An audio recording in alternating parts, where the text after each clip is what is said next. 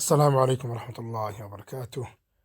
halxidhaale waxaa laga yaabaa marar badan inaad maqashay su-aashan halxidhaalaha noocan ah. Aw ducaale oo haysta libaax iyo sidoo kale neef adhi ah ee waxa uu weheliya labadaas noole inuu sidoo kale haysto caws.